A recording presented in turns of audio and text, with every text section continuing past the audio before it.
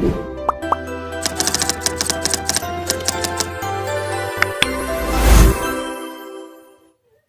I request everybody to please stand for a prayer. Okay, good morning class. Please take your seats. But before you take your seats, please pick up the pieces of papers under your chairs and arrange your chairs properly. Okay, before we proceed to our discussion for today, may I ask the class secretary to please give me the list of the absentees for today. Anyway, students, did I give you some assignment last meeting? Okay, none. So, thank you.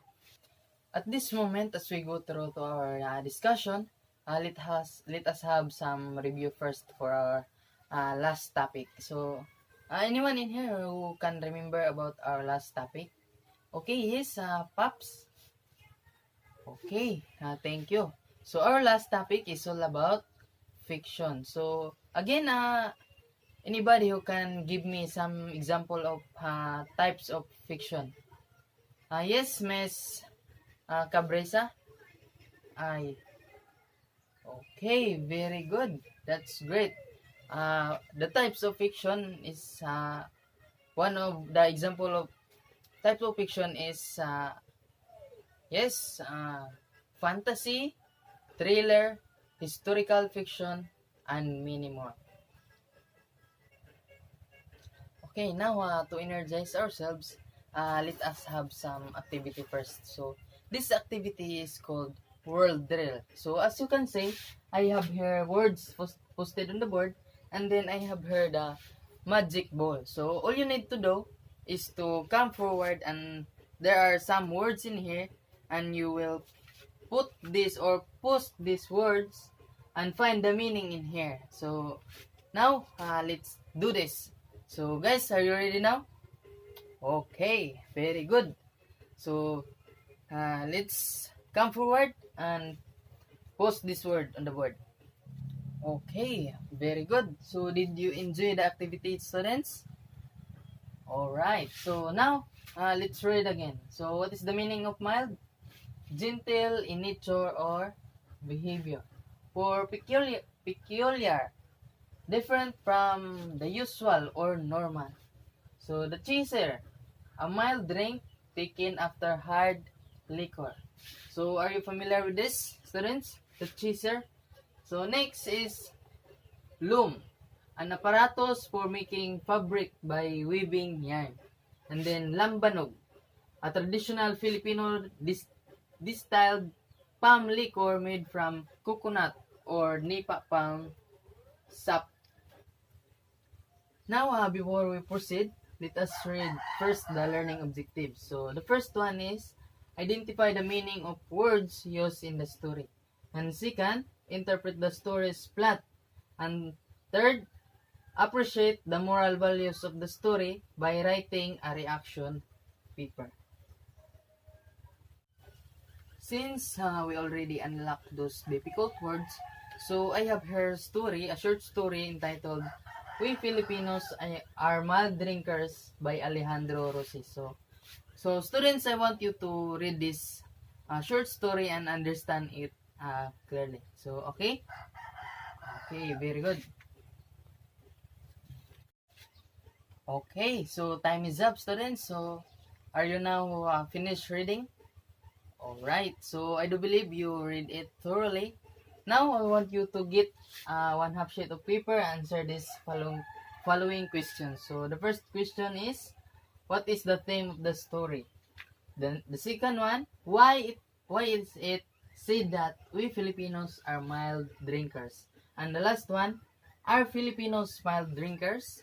So, let's answer these three questions and let us read it in front. Okay, good job, students. So, are you done? Are you all done now answering? Okay, very good. So, did you enjoy the story? Yes, that's one of my favorite story too. Okay, now to give you the further understanding about the story, so I have here the Priesthood Pyramid.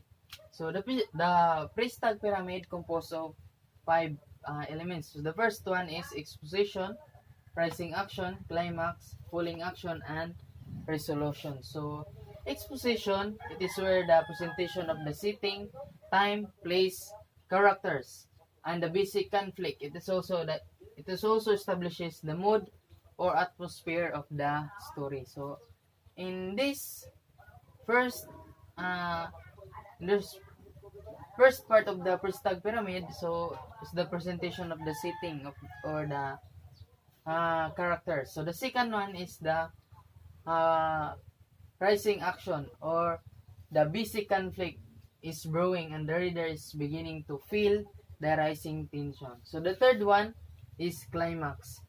Climax is the turning point, and this is the third arc effects and change either for the better or for worse.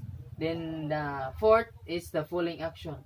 So falling action is the reversal happens in this fourth arc where the conflict between the protagonist and the antagonist is beginning to resolve. So in this part, the problem is almost resolved.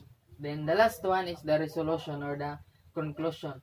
It is the end of the story, which is sometimes called denouement, resolution, or catastrophe, or shall we say the conclusion. Okay, very good students. You did well. You did great for that activity. So, did you enjoy the activity? Very good. So now, let's have a recall first for our topic. So, what are the 5 elements of the Priesthood Pyramid? So, the first one is exposition, rising action.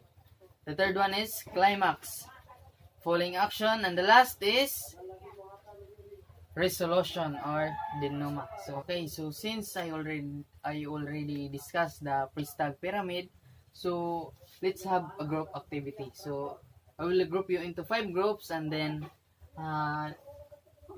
illustrate the situations about the story. We Filipinos are mild drinkers by Alejandro Rossi. So you will illustrate the plot of the story guided with the Priesthood Pyramid. So you guys understand? Alright.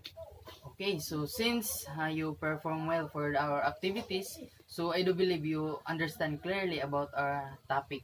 So now, let's have an assessment. So